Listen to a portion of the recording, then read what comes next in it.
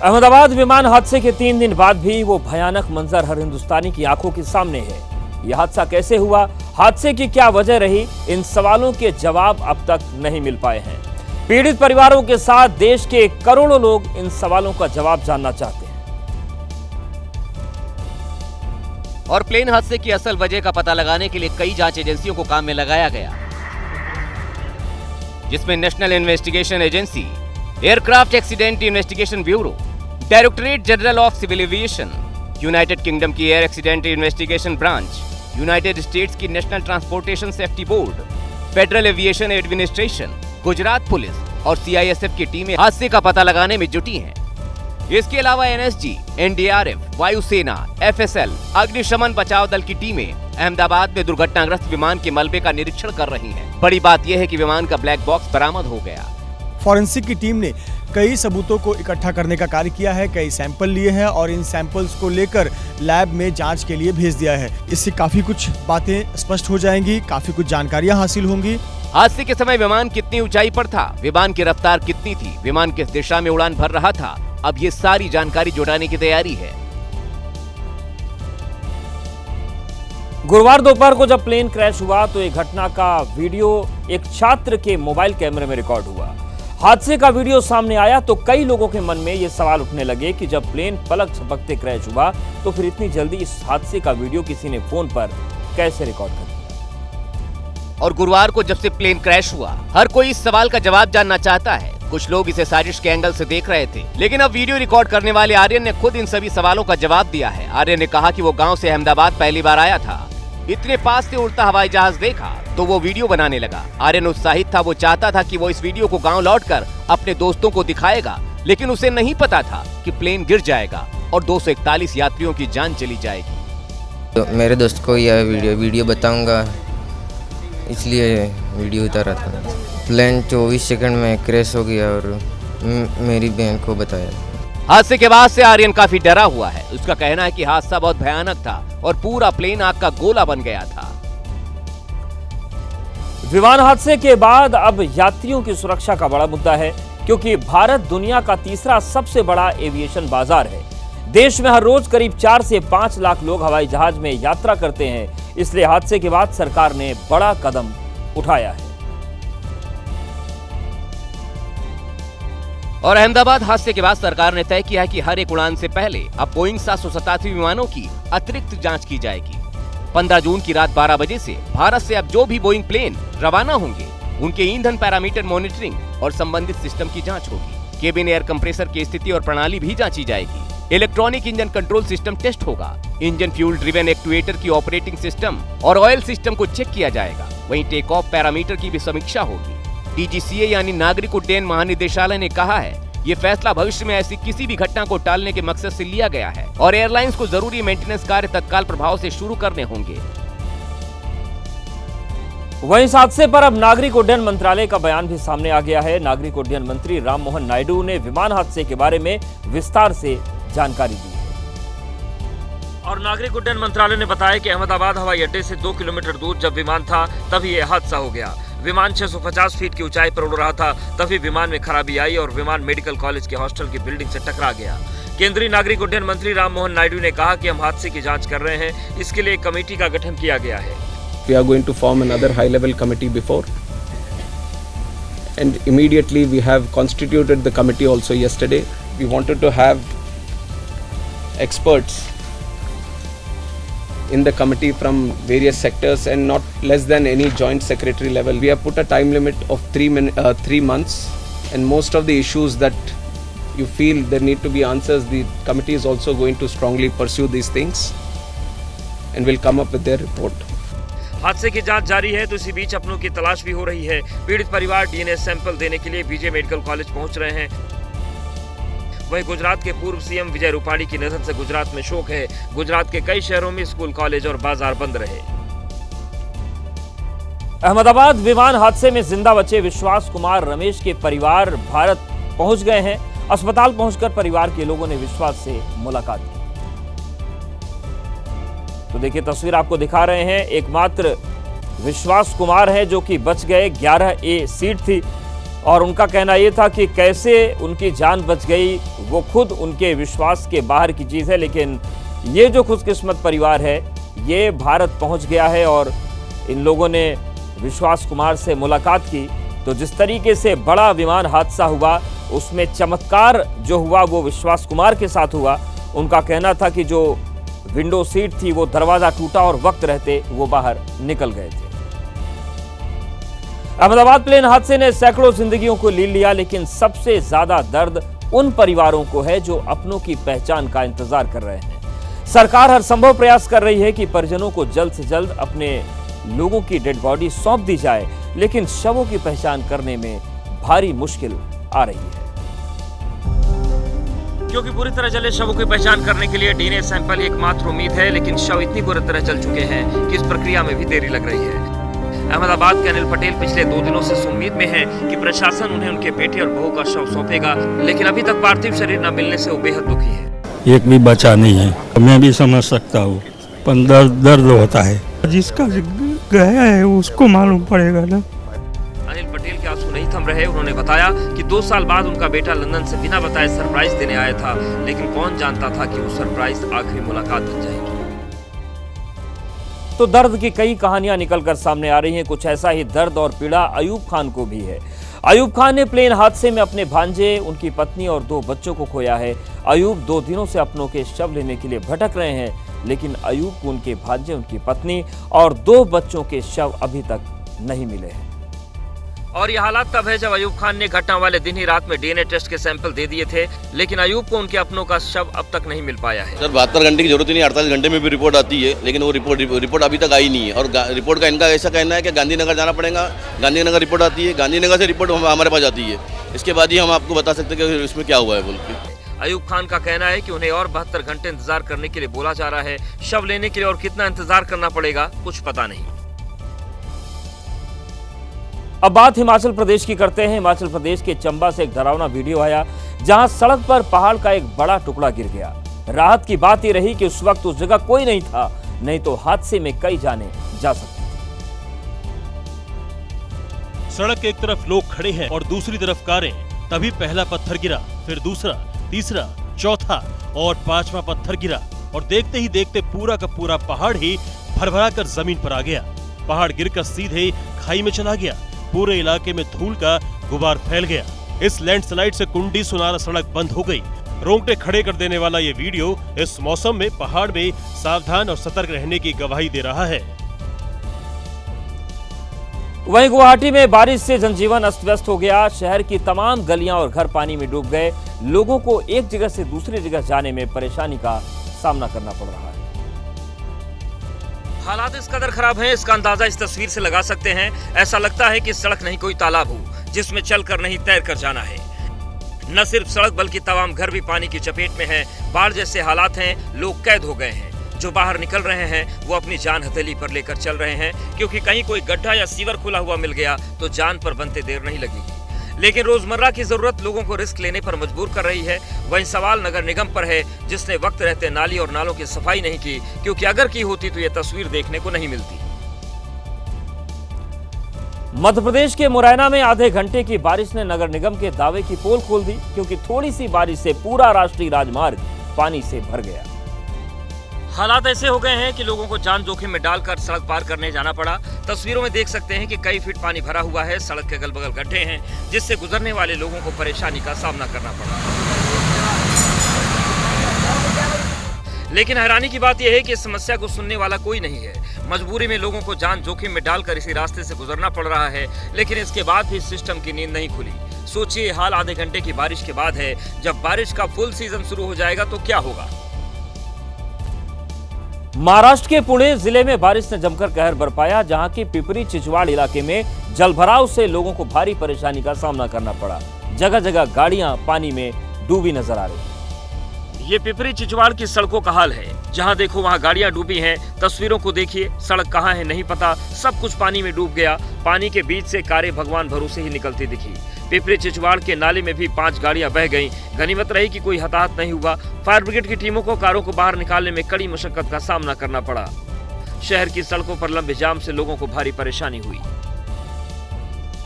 मध्य प्रदेश के छिंदवाड़ा में भी बारिश से लोगों को गर्मी से राहत मिली है। बारिश के साथ साथ आसमान में बिजली कड़कने की आवाज भी सुनाई दी। जब पारा हर दिन हाई बनने लगा तो छिंदवाड़ा के लोगों की इंद्रदेव ने सुन ली और फिर ऐसी झमाझम बारिश हुई कि मौसम सुहाना हो गया। तापमान में गिरावट आई, वहीं कई इलाकों में बिजली कड़कने की आवाज सुनाई दी। बता दें कि इस बार गर्मी ने सारे रिकॉर्ड तोड़ दिए हैं। मैदानी इलाकों में पारा 42 डिग्री के पार चला गया है। वहीं हरिद्वार में नकली नोट का कारोबार करने वाले 2 युवकों को पुलिस ने पकड़ा है, जिनके पास से पुलिस ने बड़ी मात्रा में फेक करेंसी बरामद की है। दरअसल पुलिस गश्त लगा रही थी, तभी उनकी नजर एक संदिग्ध कार पर पड़ी। जब पुलिस कार के पास पहुंची तो ये दोनों युवक कार स्टार्ट कर भागने की कोशिश करने लगे, लेकिन भागते उससे पहले पुलिस ने उन्हें पकड़ लिया और जब तलाशी ली तो उनके पास से 100 और 500 के कई नकली नोट मिले। पुलिस ने करीब 17,700 रुपए के नकली नोट बरामद किए। साथ ही वो कार भी जब्त कर ली, जिससे दोनों युवक भागने की कोशिश कर रहे थे। पुलिस पकड़े गए दोनों आरोपियों से पूछताछ कर रही है। पुलिस को शक है कि नकली नोट के इस कारोबार में और भी लोग शामिल हो सकते हैं। तेज प्रताप यादव 2 दिन पहले काशी विश्वनाथ मंदिर गए थे, जहां उन्होंने मंदिर के अंदर एक वीडियो बनाया, जिसको लेकर वो बुरी तरीके से घिर गए। दरअसल तेज प्रताप 12 जून को काशी विश्वनाथ मंदिर में दर्शन करने पहुंचे थे, जहां उन्होंने मंदिर के रेड जोन में अपना वीडियो बनवाया, उसे सोशल मीडिया पर अपलोड कर दिया।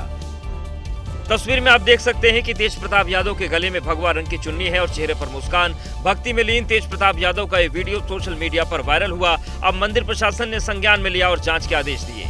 मंदिर प्रशासन का कहना है कि तेज प्रताप ने उस जगह वीडियो बनाया जो प्रतिबंधित क्षेत्र है। तेज प्रताप पर कार्रवाई करने की बात भी मंदिर प्रशासन कह रहा है। अपने 78वें जन्मदिन पर आरजेडी अध्यक्ष लालू यादव विवादों के केंद्र में आ गए हैं। असल में जन्मदिन की बधाई देने के लिए तमाम लोग उनके घर पहुंचे। इस बीच एक व्यक्ति बाबा साहेब की तस्वीर लालू यादव के पैरों के पास ले जाकर अपनी तस्वीर खिंचाने लगा और इसी को लेकर अब बवाल मचा हुआ है। इस व्यक्ति ने ही पहले बाबा साहेब की तस्वीर अपने हाथ में ली, फिर उसे ठीक उस चेयर के पास ले गया जिस पर लालू यादव ने अपने पैर रखे थे। इसके बाद उसने अपनी फोटो खिंचाई, फिर हाथ जोड़कर लालू यादव को प्रणाम किया और वहां से चला गया। लेकिन जैसे ही ये तस्वीर सोशल मीडिया पर आई, सियासत में संग्राम छिड़ गया। लालू यादव उनका पूरा खानदान बाबा साहब को जूतों की नोक पे रखता है। सिर्फ बीजेपी ही नहीं, इस मुद्दे पर नीतीश कुमार की पार्टी जेडीयू भी हमलावर है। राष्ट्रीय जनता दल के लोगों ने और लालू प्रसाद यादव जी ने हमेशा अपने कृत्यों से साबित किया है कि इनके मन के अंदर बाबा साहब को लेकर या दलित समाज को लेकर कितनी श्रद्धा है। वहीं आरजेडी के नेताओं ने दलील दी कि अगर कोई फोटो आकर खिंचवा ले तो उसमें उनकी क्या गलती। कुर्सी आगे है, कोई हाथ में फोटो लेकर के फोटो खिंचा रहा है, उसको आप कहोगे चरण में। फिलहाल बाबा साहेब के अपमान के मुद्दे पर सियासी घमासान जारी है। असम के धुबरी में सांप्रदायिक हिंसा और तनाव बढ़ने की आशंका है और इसको देखते हुए सीएम हेमंता बिस्वा शर्मा ने शूट एट साइट का आदेश दिया है। यह आदेश हनुमान मंदिर के पास मांस के टुकड़े मिलने और फिर माहौल बिगड़ने के बाद आया है। दरअसल धुबरी में बकरीद के अगले दिन यानी 8 जून को एक मंदिर के बाहर गोमांस के टुकड़े मिले थे, जिससे इलाके में आक्रोश फैल गया और हालात बिगड़ते दिखाई दिए। इस बीच 13 जून को मुख्यमंत्री हेमंता बिस्वा शर्मा मौके पर खुद पहुंचे और लोगों से बातचीत की, जिसके बाद मुख्यमंत्री ने असामाजिक तत्वों से सख्ती से निपटने के आदेश जारी किए। ধুবুৰীত ৰাতি শ্বুট এণ্ড চাইট অৰ্ডাৰ দিয়া হৈছে। যোনে খিল মাৰিব পুলিচে ডাউট কৰিলে তাক গুলি মাৰিব। हेमंता बिस्वा शर्मा ने धुबरी की घटना को बांग्लादेशी घुसपैठिए इस्लामी चरमपंथी गुटों की साजिश करार दिया। उन्होंने आशंका जताई कि इलाके में तनाव फैलाने के लिए बंगाल से हजारों गायें लाई गईं। मुख्यमंत्री ने नवीन बांग्ला नाम के संगठन के एक पोस्ट का भी जिक्र किया, जिसमें धुबरी को बांग्लादेश में मिलाने की बात कही गई थी। राजस्थान के श्री गंगानगर जिले में एक बस आग का गोला बन गई। आग एक एसी बस में लगी थी। राहत की बात यह है कि समय रहते इस बस के सभी यात्री सुरक्षित बाहर आ गए और किसी को कोई नुकसान नहीं हुआ। रेगिस्तान के बीचों बीच बस से उठता धुआं और आग की लपटें बताने के लिए काफी है कि आग कितनी भीषण लगी। तस्वीरें श्री गंगानगर जिले के खाजूवाला इलाके की है। जिस बस में आग लगी वो एसी बस थी। शुरुआती जांच में बस में आग की वजह शॉर्ट सर्किट और ओवरहीट को माना जा रहा है। वो तो भला हो बस के ड्राइवर का, जिसने यात्रियों को आग की रफ्तार पकड़ने से पहले ही नीचे उतार दिया था। सभी यात्रियों को सुरक्षित बस से उतार दिया गया, नहीं तो ये आग जानलेवा साबित हो सकती थी। बस में रखा कुछ यात्रियों का सामान जरूर जलकर राख हो गया। यूपी के बुलंदशहर में उस वक्त बड़ा हादसा हो गया जब एक निर्माण कार्य के चलते चामुंडा प्रांगण में बना शिव मंदिर जमींदोज हो गया। गनीमत रही कि जब मंदिर गिरा तब वहां पर कोई मौजूद नहीं था।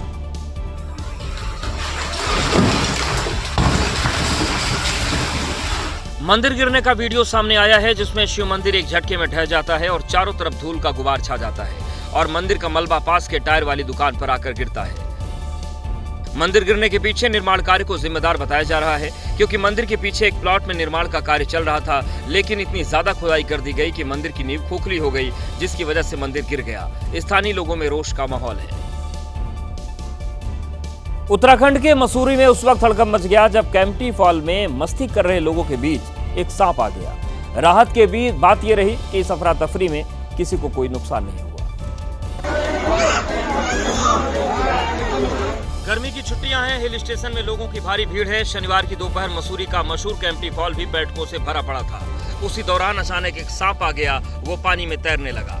जैसे ही लोगों ने सांप को देखा वहां चीख पुकार मच गई, लोग जान बचाकर इधर उधर भागने लगे। इस दौरान वहां महिलाएं भी थीं और बच्चे भी। तुरंत सुरक्षा कर्मियों को केम्प्टी फॉल में सांप होने की जानकारी दी गई, जिससे स्थिति पर जल्द काबू पा लिया गया और किसी को शारीरिक नुकसान नहीं हुआ। स्थानीय प्रशासन ने लोगों से अपील की है कि ऐसे स्थानों पर सावधानी बरतें और किसी भी आपात स्थिति में अधिकारियों को सूचना दें। महाराष्ट्र की देवेंद्र फडणवीस सरकार मुंबई को इंटरनेशनल एजुकेशन सिटी बनाने में जुटी हुई है, जिसके तहत महाराष्ट्र सरकार ने दुनिया की 5 बड़ी यूनिवर्सिटी को लेटर ऑफ इंटेंट दिए हैं और ये यूनिवर्सिटी मुंबई में अपने कैंपस खोलेंगी।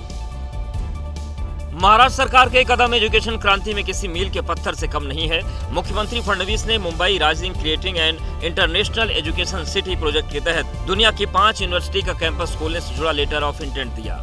इस ऐतिहासिक मौके पर मुख्यमंत्री फडणवीस के साथ केंद्रीय शिक्षा मंत्री धर्मेंद्र प्रधान भी मौजूद थे।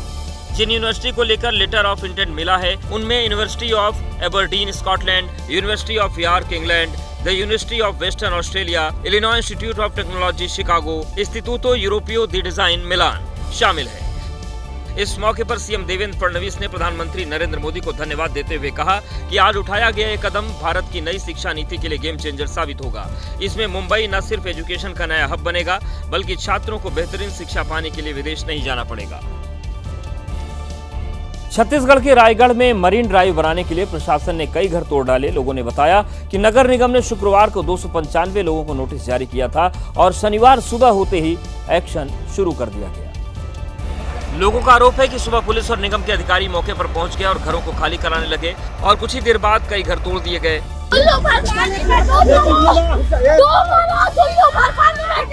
प्रशासन की बुलडोजर कार्रवाई से लोगों में भारी गुस्सा है। अतिक्रमण हटाओ अभियान के दौरान लोगों ने भारी बवाल किया।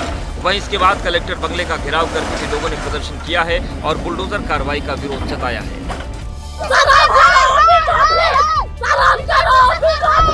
बताया जा रहा है कि मरीन ड्राइव का निर्माण किया जाना है, जिसको लेकर प्रशासन ने 100 से ज्यादा घरों को नोटिस दिया है। वहीं अब तक 3 दर्जन से ज्यादा घरों को तोड़े जाने की खबर है।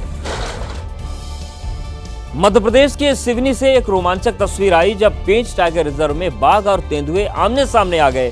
सांसें रोक देने वाली इन तस्वीरों को पर्यटकों ने अपने कैमरे में कैद कर लिया।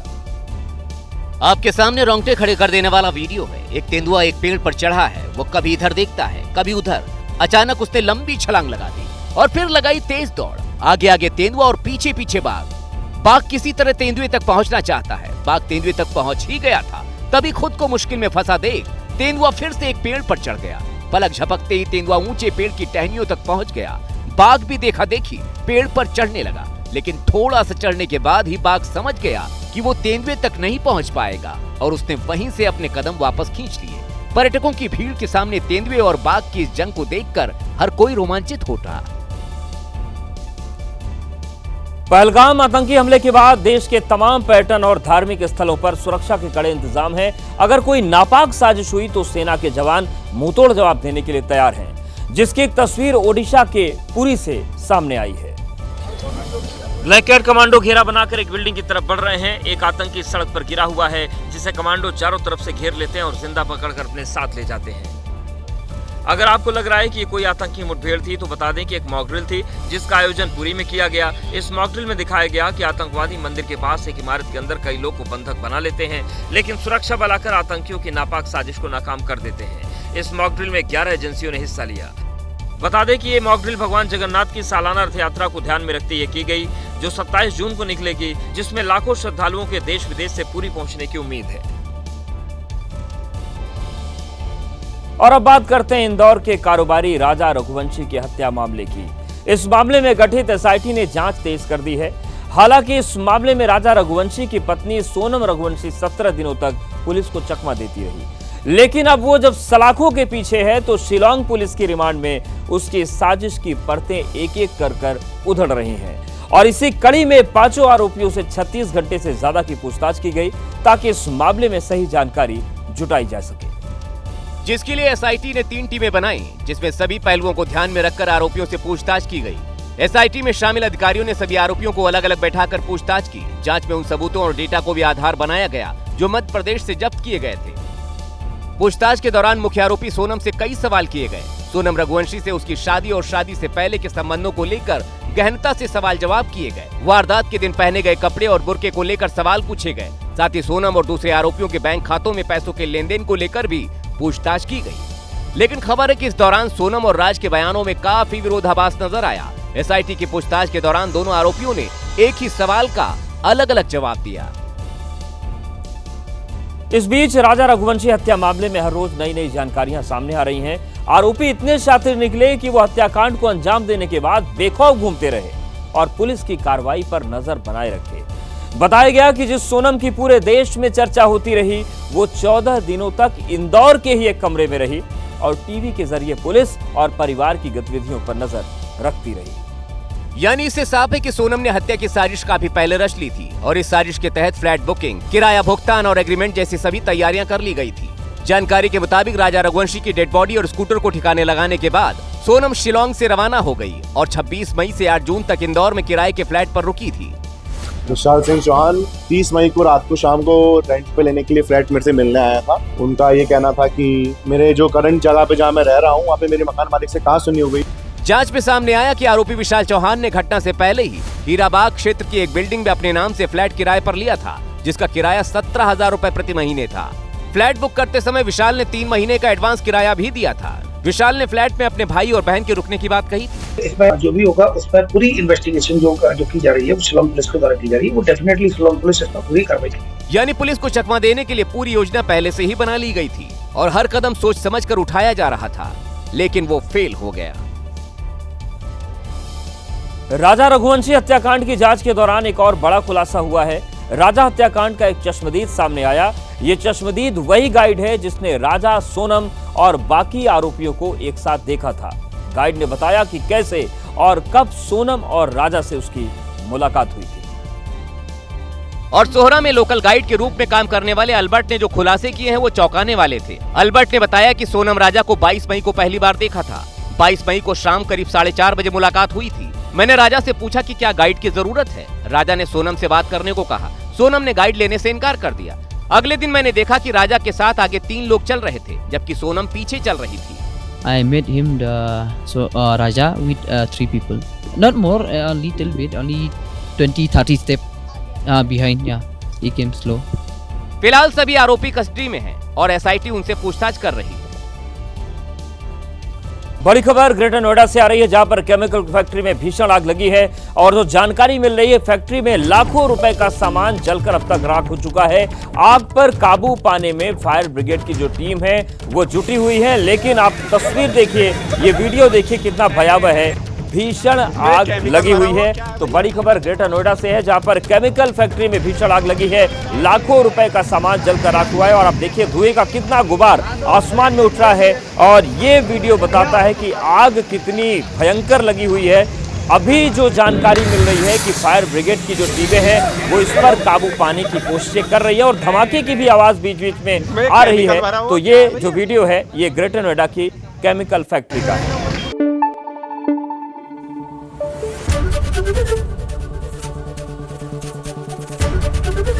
एबीपी न्यूज आपको रखे आगे।